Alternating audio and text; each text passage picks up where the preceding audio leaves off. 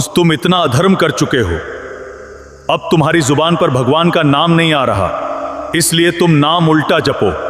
किसी ने नहीं सोचा था कि यही उल्टा जप एक दिन एक डाकू को महर्षि बना देगा। घना वन, चारों तरफ खामोशी, उस रास्ते से गुजरना मतलब खुद मौत को बुलाना। वहीं रहता था एक निर्दयी लुटेरा रत्नाकर। उसकी तलवार से बचकर निकलना लगभग नामुमकिन था। एक शाम उसी रास्ते पर एक संत आगे बढ़ रहे थे। चेहरे पर शांति, आंखों में जरा भी डर नहीं। रत्नाकर अचानक सामने आया और गरज कर बोला, जो कुछ भी साथ लाए हो सब यहीं छोड़ दो। संत ने बिना घबराए कहा, मैं सब दे दूंगा, पर पहले एक बात बताओ, जिनके लिए तुम ये सब कर रहे हो, क्या वे तुम्हारे कर्मों का भार भी उठाएंगे? रत्नाकर हंस पड़ा। उसे पूरा भरोसा था, मेरा परिवार जरूर साथ देगा। वो तुरंत घर पहुंचा और अपनी पत्नी से पूछा, क्या तुम मेरे बुरे कर्मों में साझेदारी करोगी? पत्नी बोली, स्वामी, मैं आपकी हर दुख सुख में भागीदारी हो सकती हूँ, पर आपके कर्म में तो सिर्फ आपका ही योगदान है। उसने अपने पिता से पूछा।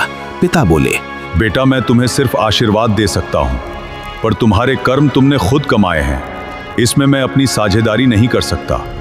ये सुनते ही रत्नाकर के अंदर कुछ टूट गया। वो वापस दौड़ा और संत के चरणों में गिर पड़ा।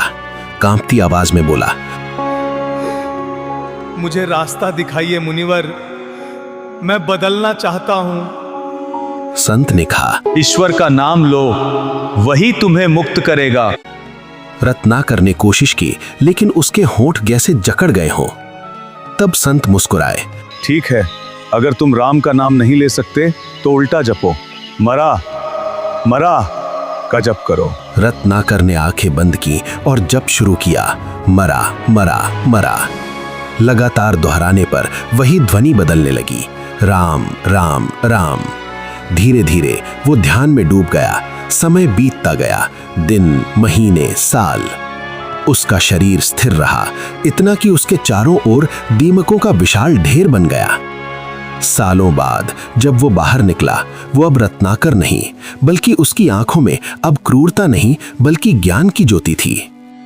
अब दुनिया उसे एक नए नाम से जानती थी, महर्षि वाल्मीकि।